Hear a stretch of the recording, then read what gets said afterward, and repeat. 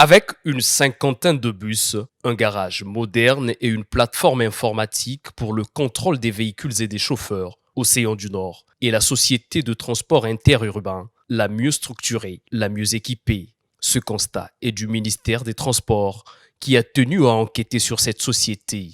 Nous avons trouvé là un dispositif très intelligent qui permet effectivement de se contrôler d'abord pour le chauffeur de se contrôler, de contrôler l'état du véhicule puisqu'il y a d'autres paramètres effectivement qui sont pris en compte et éventuellement aussi d'être suivi directement par la salle informatique parce que la salle informatique c'est en fait une salle de régulation qui suit tous les véhicules de la flotte. Donc il se rend compte qu'à un certain moment ce véhicule se trouve à Lekana, il se trouve à Dolisie, il se trouve à Mindouli, ainsi de suite. Et la salle informatique peut déjà, à partir de l'écran, savoir que ce véhicule-là roule à 50 à l'heure ou à 60 à l'heure. Donc s'il a dépassé la vitesse, la salle informatique est déjà au courant. Et c'est pour cela que je voudrais rassurer les populations qu'en ce qui concerne l'état des véhicules, nous avons regardé les véhicules. Et nous avons aussi regardé tous les équipements des ateliers de réparation et de maintenance. Je pense que la société Océan du Nord dispose des éléments nécessaires à pouvoir garantir une sécurité dans la circulation de ces véhicules. C'est le vendredi 21 avril qu'une équipe technique du ministère a effectué une descente à Océan du Nord. 2 sites ont été visités, le garage Agostino Neto et la direction générale de la compagnie Océan du Nord. Ici, au garage, il s'est agi de vérifier la conformité des véhicules, des chauffeurs, aux textes réglementaires. Par exemple, le véhicule, la 365. Oui, On peut vérifier effectivement à partir de son ordinateur de bord, déterminer toutes les questions, les défaillances techniques résultant dans ce véhicule-là. Par exemple, pour le cas là. Il y avait un système défaillant. Nous avons un système, un système de diagnostic qui nous permet de recueillir certaines informations et que nous avons des boîtes noires.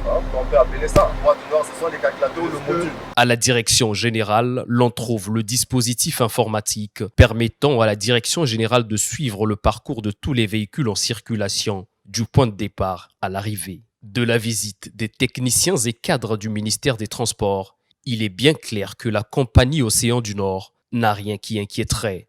La société s'est équipée des véhicules de pointe, des véhicules qui peuvent mieux protéger les passagers. Tel que nous venons de le constater, effectivement, des balises, ce sont ces espèces d'appareils qui sont installés au sein des véhicules pour pouvoir gérer, déterminer la gestion et le suivi technique du véhicule.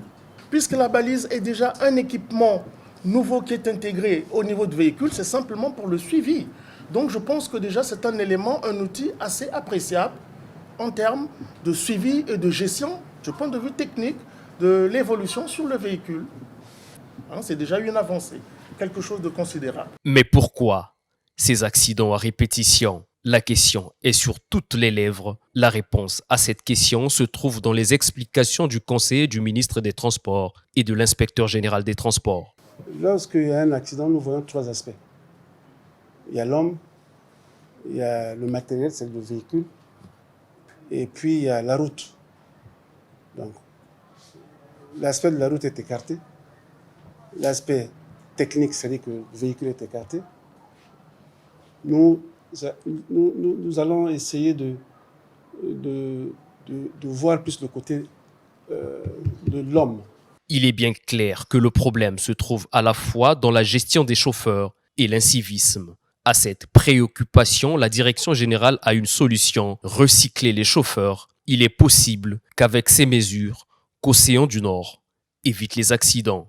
Il est très important qu'une grande société comme Océan du Nord, comme dans tous les domaines, il faut renouveler tout le temps la connaissance, il faut rappeler des notions très élémentaires que les agents peuvent appliquer sur le terrain.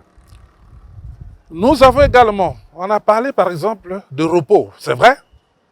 Le repos, ça on parlera ça dans les repos de la conduite organisée par l'État ou la société. Mais nous avons une formation en sécurité routière qui dit ceci, que les conducteurs à chaque 400 km ou 200 km doivent prendre une petite pause, une pause de 15 à 20 minutes.